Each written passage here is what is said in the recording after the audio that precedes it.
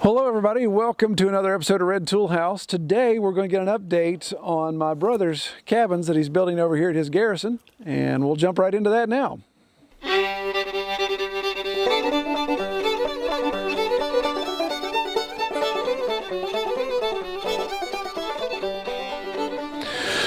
All right, so some of you guys may know my brother Thad. We did a video, if you go back to episode 8, that's a while back, we did a video detailing what he's got going on over here, his place. His place is about 15 minutes from mine.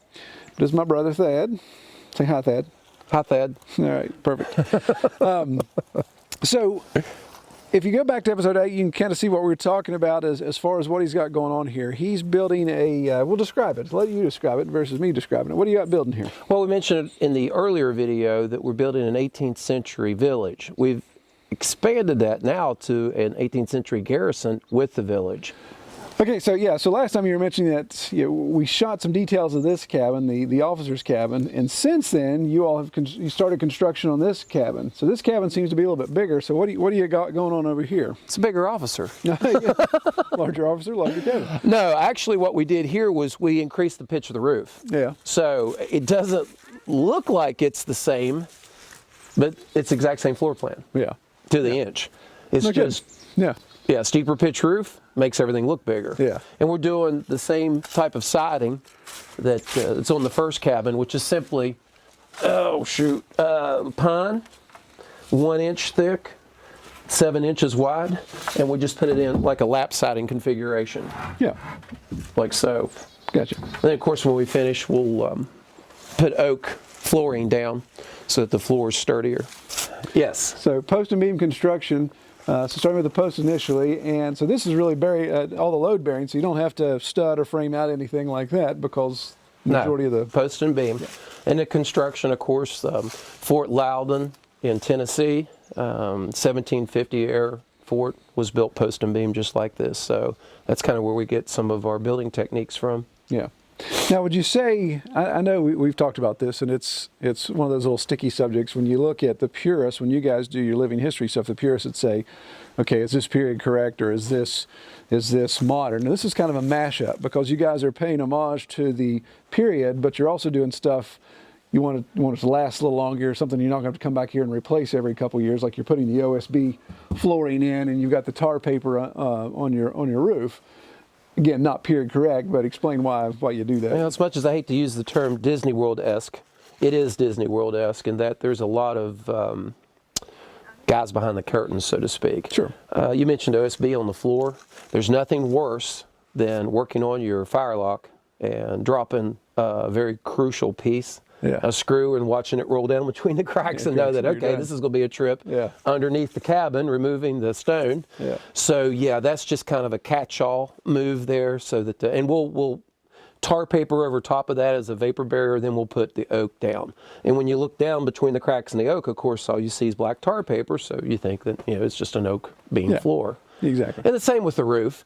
Our shakes will repel water without the tar paper underneath it, but it's just a little bit extra security because there's nothing worse again than laying there all snuggled, cozy in your bed and drip, drip, in a heavy rainstorm. So, yeah, the cabins are built to the period with some hidden modifications for maintenance more than anything. You know, one guy can't maintain the number of cabins that we're building here, so it's to help me to keep everything going. So looking at this, everything else though is stuff that you're milling off of your farm. So the OSB and the tar paper, of course, purchased, but everything else that we're seeing here is all milled from the farm. I see some pine, I see some oak, I see some poplar. Sure. All kinds of good stuff going on there. Actually, a lot of it's milled from your farm. Yeah, that's true, yeah. Very true, very true. So it really looks good there. So thank you. Each one of the cabins will have a chimney, correct? Always, yeah. You don't build a cabin without a chimney. Basically, a cabin without a chimney and fireplace is a storage shed. Yeah. Because you want that ability to heat. Now, that being said, you get a lot more heat out of a good wood stove. And there is nothing wrong with putting a wood stove in the corner and going right up through the roof with the flue there and your chimney pipe. Absolutely. Well, you mentioned every cabin has a fireplace. In the shop, please. I'm messing with you. Every cabin you build a fireplace. So let's talk about that real quick. And again, we mentioned that it's kind of a hybrid as to period correct and just good common sense building using modern materials. And obviously, you're pouring a concrete foundation here to start your fireplace on. Would you mind detailing how you lay up your chimney and everything? Yeah, when you look at old houses in the last 100 years, I always like to look fireplace. First thing, because there's so much you can learn from their mistakes, and there's so much you can learn from their successes. There are some fireplaces in West Virginia that are mind-blowing because of our sandstone being cut and shaped by hand and then stacked. I mean, they're beautiful. And then there's some that you look at and you're like, well, why didn't that burn the house down? So taking the examples from the past and from their mistakes and successes, I've kind of found an even ground for these cabins. Foundation, foundation, foundation. I cannot stress enough how important a foundation is. You sure don't want the chimney to lean away from the cabin. You sure don't want it to fall into the cabin. So a foundation is paramount. This is a pretty rich mixture, Portland cement, that I mix myself. And it's about 6 to 8 inches thick. Preferably below the frost line. I mean, that's where I would want it, but given the elevation of the cabin and what I was doing, of course, it's well above it, but we'll bury it. Yeah. We'll build dirt up around it. Frost line isn't what it used to be anymore. Right? No, it's not. Of course, I say that. We'll be back into the Arctic weather. So you've laid this up with, behind this stone is a center, you've laid it up to center block, and then you've got a cap here for your firebox floor, don't you? And then where do you go from there? Well, the first cabin that we kind of profiled in an earlier video, the chimney on it is entirely creekstone. Yeah. And it is massive. I mean, it is a massive piece of masonry. And it took almost a year. Yeah. So with the smaller cabins, the chimneys, I thought it best to go ahead and lay 8-inch block up to the bottom of the firebox and then pour a cap with Portland cement. Then we laminate stone, creekstone, over top of that Portland cement. And then we go, of course, before we laminate the stone, we have a lip on that concrete pad that we've poured, essentially, on top of the 8-inch block. We go to 4-inch. That way you have more firebox and you're not wasting your space with 8-inch block. Sure. 4-inch block up to the lintel. The lintel, of course, being the stone piece. And it can be metal, but we prefer stone. That goes across the front where your opening to your firebox is. Behind that lintel, we've built a 7 to 8-inch lip to facilitate a smoke chamber so that the chimney draws. And then, of course, from the lintel up, pour a small concrete cap on that, a very thin one, and using the clay terracotta flue, or stovepipe there, so to speak, vent pipe. Yeah. And that's just for safety. I mean, of course, we could build this entire structure out of mud and stick, which is what they would have done back then. Right. And the reason they did that is so, we've got a chimney fire, scurry up on top of the roof, sit down on your behind and kick the whole chimney over. Yeah. So the chimney fire, boom. Of course, no chimney, but you didn't lose a cabin. Yeah, it's like a breakaway chimney. It is exactly what it is. So you're freezing your butt off because you got to start all over again. Exactly, but you didn't lose your cabin or burn yourself up. Sure. Or lose all your possessions. So what we were done here is, field stone and creek stone, just laminated to the center block. And then, of course, on the inside, it's laminated on the inside of the firebox, so that it looks period, and on the floor. The problem with that is you have to build your fires very small and very slow, because you want our stone, a sandstone, is very porous. So you want to draw that water out, and you'll still get some fracturing and some explosions. So, so once you get past that, you essentially cure out the chimney, for lack of a better word, and you're good to go. On top of here, we'll use daub and wattle configuration, which is simply sticks in a notch orientation, like my fingers here, like you'd build a log cabin. And then we'll put mud, wink, wink, mortar to make it look like mud in between the cracks there all the way up. Yeah. So once we get high enough above the firebox, we're not too concerned with the wood igniting from radiant heat. Yeah, so it has still a period element to it. Sure. Yeah, it's a bit safe. All right. Well, we talked about the foundation briefly, but the foundation, the weight of the foundation, Thad, is actually just on the corners in one center stone, right? It is. It's on the cut stone that I got off your place from an old cellar. Yeah. And the cut stone that that we use on the foundation corners there is to get the wood up off the ground. You never want wood touching the ground. You don't want openings in the bottom, basically your crawl space there, because of critters. Yeah. A warm cabin, warm crawl space. Yeah. So critter will get in there, and again, you don't want to completely block it off. When we can go in and use mortar or even mud, and keep the stones from falling out from time to time. But you never know when you need to crawl under your cabin. Yeah, so I can pull all this out in less than 3 or 4 minutes, and then be able to work underneath it, do any repairs or whatever I need to do, and then just simply place it back. So the neat thing about this, what I like is from a homesteading perspective, is the thermal mass element here. So you're using this dry stone just stacked in there as an underpinning, and like you said, you can remove it if you need to get under there and do some work. But it has the opportunity. If this was south facing and it was getting morning sun, then that would heat up, and of course almost be a radiant floor element there. But then on the flip side too, if you think about cooler opportunities on the inside, if you had a trap door inside your cabin and you had this stack stone in there, then the crawl space would actually be cooler at certain times, because again, you've got this thermal mass. The stone stays cold when it's cold, it stays hot when it's hot. So there's some benefits there. Yeah, what you're mentioning is essentially floor cellar. Yeah. Where you can open up a trap door, dig in 10, 12 inches, or as deep as you want to dig, into the earth below it, and line it in straw and keep your canned goods and stuff in it. Yeah, maintain your temperatures there. Yeah. So. Excellent. Okay, so we're standing inside the cabin, the second officer's cabin that you're building, and just looking at the construction again with post and beam construction, you really have such a rustic look here that your finished wall will be the exposed wall you see here. Or are you going to face this with anything? No, for these, keeping the element of period construction in play, the lap siding's it. Yeah. Again, we're using the fort, their recreated fort in Fort Loudon, which is the exact recreation of the one in 1750 in Tennessee, and it's built exactly to this style, where the lap siding's all you see. I mean, it's just a quick shelter to get troops out of the rain, so to speak, without a lot of investment. And what's crazy is upon visiting the fort, you can actually see down through the siding there and see cracks. Yeah.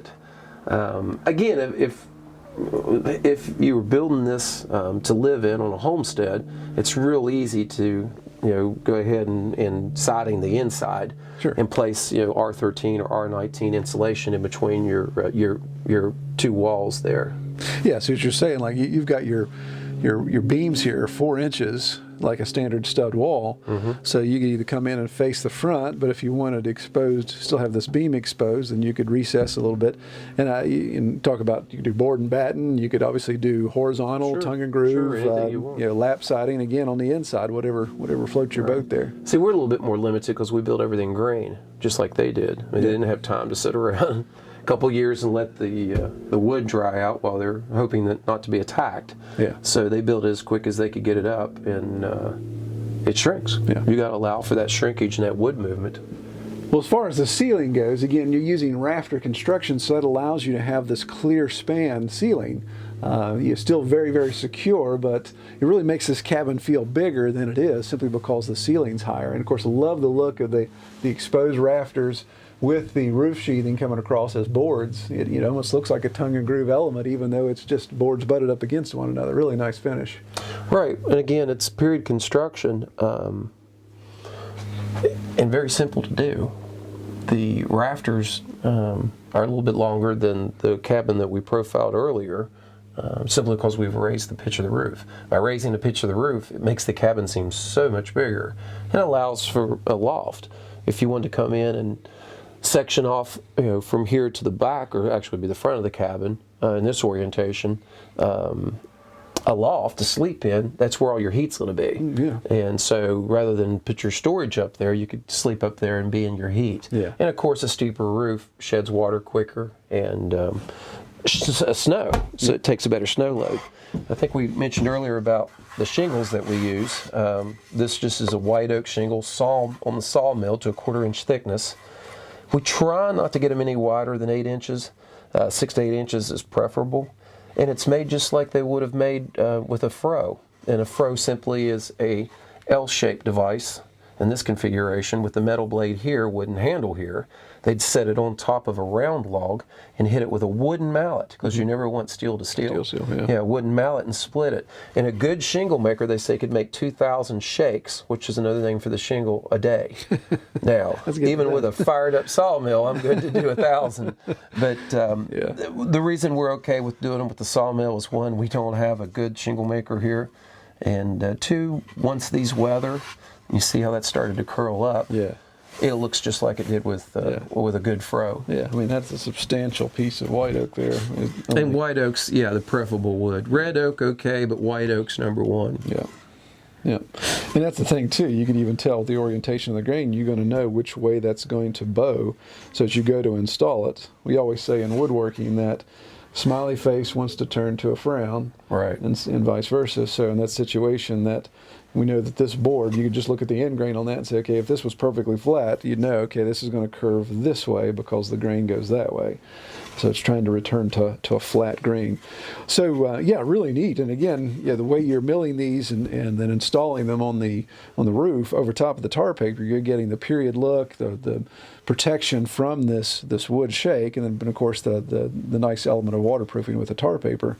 Right. And you've got a modern roof that looks 200 years old. It's really weird. I've heard, several people in the past talk about the longer shakes, which would have been, the most period type of roofing for mid to late 18th century, and then how that they could lay there and see snow falling through or blowing through the roof and actually land on their blanket. It would never get wet. Yeah. So in a driving rain, it wouldn't leak on them. Now, I don't know how that works or how, I don't see how it could work, but I've heard that from several people say, I can lay there and look up through, say, the roof at Martin Station and see stars, but yet not get a drip of rain. That's crazy. From a heavy rainstorm. So, it is crazy. But again, the first cabin that we talked about in the earlier video, it's going on 6 years, and we've not even lost a shingle. Now, we do oil the roofs annually, which helps. But it's just the fact that, man, these cats knew what they were doing back then, and to emulate what they do to the best of our ability just saves us time and trouble in the long run. Absolutely. Well, you had mentioned something about Palisade Wall, and I don't know too many homesteaders know exactly what that is, and we're standing in front of this right now. And this is the line going down past the camera there. So what do we got going on here? Well, I mean, every homesteader should be concerned about wild Indians. That's right. The garrisons at the time, we pull a lot of reference from Frontier Forts in West Virginia, a book written back about 20 years ago. Blockhouses and palisade walls. Yeah. So what we're doing here is we're recreating a palisade wall. And you see a lot of recreated forts in national parks. I mean, it's a beautiful palisade wall, and everything's just exactly spaced evenly. There's no cracks in between. I mean, really? Right. So if you're going out in the woods and hacking down a log, it's going to shrink. It's green. So what we're doing here is probably the most authentic part of this entire garrison project. We're putting the logs on top of a stone foundation, and again, we do that to prevent rot. With stringers on the back side, I've got to place a couple more of a stringer on the bottom and a stringer up high, and it's just simply for defense. You can get shot through it, guarantee it, but it's to slow down and advance. We got to think the weaponry at the time, 2 or 3 shots per minute. You can still hold somebody off your wall with a physical barrier to slow them down. Yeah. Now the logs are, the new ones of course aren't, they're drying out right now, but once they dry somewhat, we'll go ahead and oil them as well, and they're all sharpened to a point. And I get tickled at the comments from time to time I hear, but oh yeah, that's because when they climbed over the wall, they get stuck on that and get impaled by. No, that's to prevent rot. It's so the water will shed off, just like a farmer would cut his fence posts at an angle. Yeah, so the water would shed off and not rot. Cool. So of course the stones getting off the ground keeps it from rotting out. So again, just some maintenance things you're doing there to prevent having to do replacement so much. Sure. Yeah. Well, cool. So this will end up enclosing all the cabins and then an area over here as well, but this will be in the back walls of the cabin that even make up part of the palisade wall. Does that work? Exactly. Yeah, the back of the cabin has to be tall enough to keep an average sized man from being able to jump up and over. It would put a little bit of a gap in your defenses if your cabin wasn't tall enough. And that's period. I've read an article here recently about a garrison in New York that was built in the same fashion. And as the threats of hostiles diminished, the inhabitants of the garrison would come in and actually remove their cabins.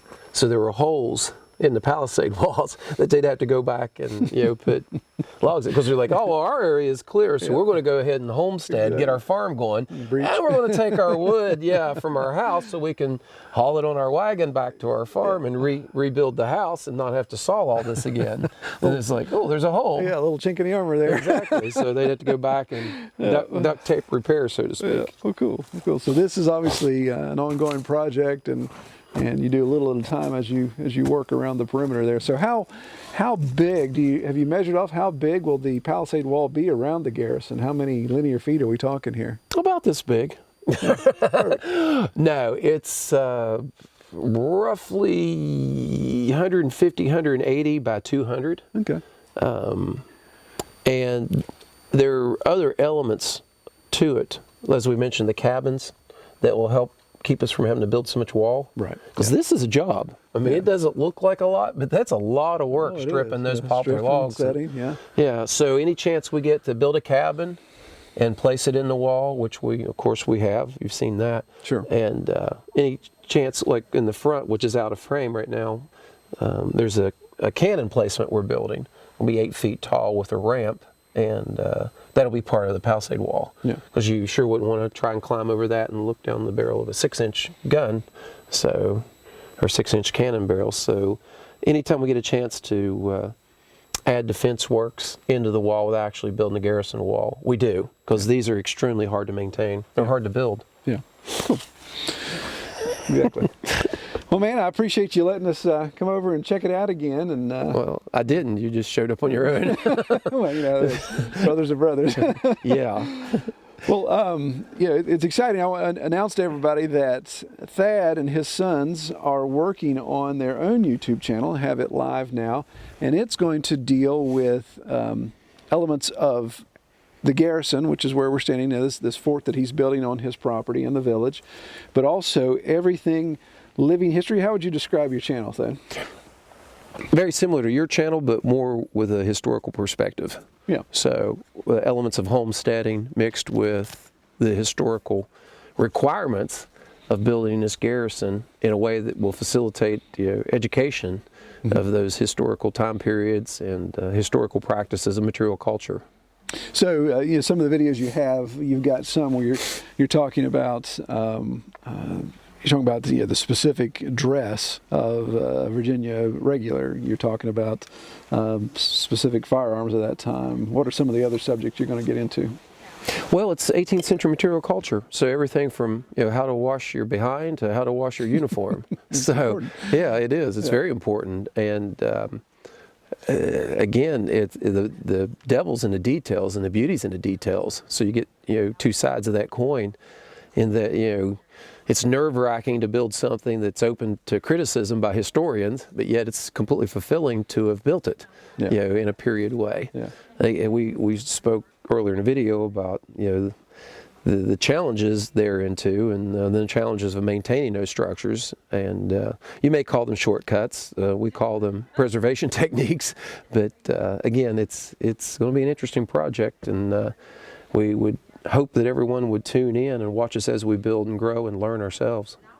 Okay, so that is called The Garrison. You can find it on YouTube. Obviously, I'm going to link it in my description, and we'll also have a link card right here popping up about right now. So be sure to check that out, subscribe, give him a thumbs up, and check out his videos. He's just getting started, so as they get more videos going, then get notifications of what they've got going on. All right, well, Thad, again, appreciate your time. My pleasure. Have a safe trip all the way back to your farm. Exactly. Long drive. All right, everybody, take care.